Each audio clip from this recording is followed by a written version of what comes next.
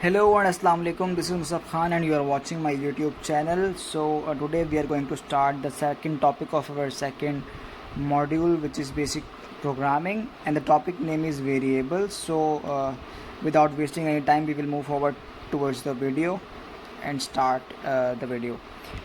So definition देख लेते हैं सबसे पहले कि डेफिनेशन क्या है वेरिएबल की. So a variable is a named storage location in memory that holds a value.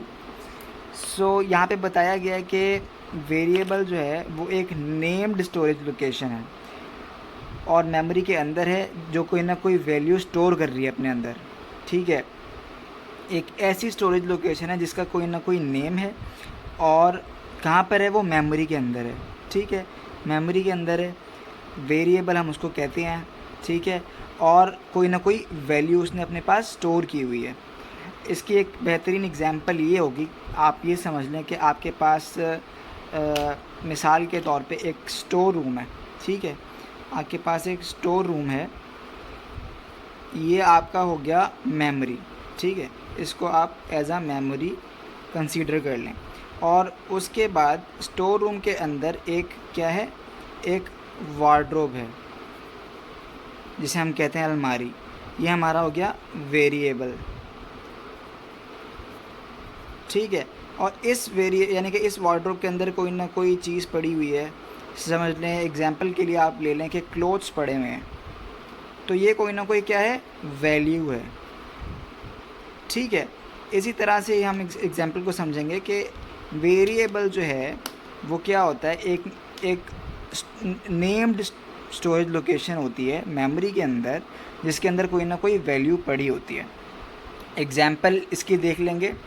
ठीक है, एग्जांपल में हमारे पास हमने लिया हुआ है कैरेक्टर नेम. हमें पता है कि नेम जो है हम लिखते हैं, जैसे कि मेरा नाम है मुसब. सो अब मुसब को लिखने के अंदर क्या यूज़ होगा, कैरेक्टर वैल्यूज़ यूज़ होंगी. ठीक है, तो हमने उसको कैरेक्टर डाटा टाइप के अंदर सेव करवा लिया. कैरेक्टर डाटा टाइप हमने उसकी ली. इसको लिखने का तरीका ऐसा होता है, पहले डाटा टाइप और उसके बाद वेरिएबल का नेम.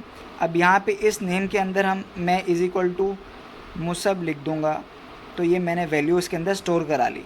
ठीक है, इसकी एग्जांपल ये होगी. हम एक वेरिएबल जब बनाते हैं, ये पूरा का पूरा एक वेरिएबल बना हुआ है. ये पूरा वेरिएबल जब मैंने बनाया है, सपोज़ कर लें ऊपर थोड़ा सा गंद हो गया, नीचे देख लें कि ये अगर मैंने पूरा वेरिएबल बनाया है, तो इस वेरिएबल को पहले हम उसकी डाटा टाइप लिखेंगे. ठीक है, उसको इनिशियलाइज इस तरह करते हैं कि पहले डाटा टाइप लिखते हैं, फिर उसके बाद वेरिएबल का नेम लिखते हैं. तो हमने इसके जो हमने वैल्यू लेनी है उसके अकॉर्डिंग ही डाटा टाइप हमने सेलेक्ट की. उसके बाद हमने वेरिएबल का नेम सेलेक्ट किया, और अगर हमने उसको कोई वैल्यू असाइन करनी है तो इसके आगे इस तरह से हम वैल्यू भी असाइन कर सकते हैं. मैं आपको लिख के बता देता हूँ. जैसे कि हम एग्जांपल ले लेते हैं, कोई इंटीजर वैल्यू ले लेते हैं, इंट वैल्यू. वैल्यू क्या हो गया, नेम हो गया डाटा टाइप का, वेरिएबल का. ये डाटा टाइप हो गई इंटीजर डाटा टाइप, और हमने इसके अंदर कोई ना कोई वैल्यू रखवा दी, जैसे कि 7. ये है, ये क्या हो गई, वैल्यू हो गई. ठीक है, तो ये 3 मैंने इसकी एग्जांपल्स दी हुई हैं. इस तरह से वेरिएबल बनाते हैं. उसके आगे हम नीचे देख लेते हैं जो कि नोट है. इसके अंदर ये बताया गया कि वेरिएबल जो है variables are fundamental in programming because they allows us to store, manipulate and retrieve data in program और इन प्रोग्रामिंग एक ही बात है. वेरिएबल क्या करते हैं, वेरिएबल जो है वो फंडामेंटल है प्रोग्रामिंग के अंदर, क्योंकि वो हमें अलाउ करता है कि हम डाटा को स्टोर कर सकें, मैनिपुलेट कर सकते हैं, यानी कि उसको चेंज कर सकें या उसके अंदर कोई ना कोई एडिशन या सब्ट्रैक्शन कर सकें, और रिट्रीव कर सकें, यानी कि जब भी हमें कोई ना कोई ज़रूरत हो तो हम उसको वहाँ से अपने पास बुला सकें, ले सकें हम डाटा.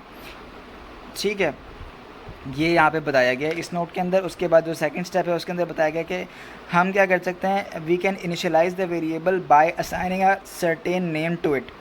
ठीक है, and using A to Z alphabets, और ये यहाँ पे सेमी कॉलन नहीं, ये अंडरस्कोर है, with a particular data type.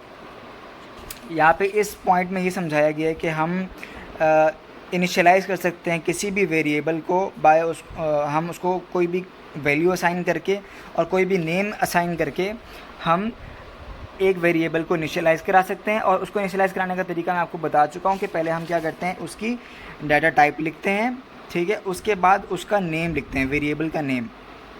यहाँ पे जैसे मैंने वेरिएबल का नेम लिखा है वैल्यू, उसको इंटीजर वैल्यू डाटा टाइप पहले लिखी है, उसके बाद वैल्यू यानी कि उसका नेम लिखा है, और उसके बाद ये वैल्यू असाइन की है, ठीक है। ये मैंने इनिशियलाइज़ करा दिया एक वेरिएबल। बट यहाँ पे एक चीज़ और इम्पॉर्टेंट है, वो ये कि हमने अगर किसी भी नाम से सेव करवाना है अपना वेरिएबल, तो उसके लिए हम क्या करेंगे, बड़े अल्फ़ाबेट का इस्तेमाल नहीं करेंगे। स्टार्ट में हम हमेशा स्मॉल अल्फ़ाबेट्स लेंगे और उसके बाद उसी नेम से अपने वेरिएबल को इनिशियलाइज़ कराएंगे। सो आज की वीडियो के लिए सिर्फ इतना ही। इंशाल्लाह मिलते हैं नेक्स्ट वीडियो में। तब तक अपना ख्याल रखिए और मेरे यूट्यूब चैनल को सब्सक्राइब कर दीजिए। थैंक यू, अल्लाह हाफ़िज़।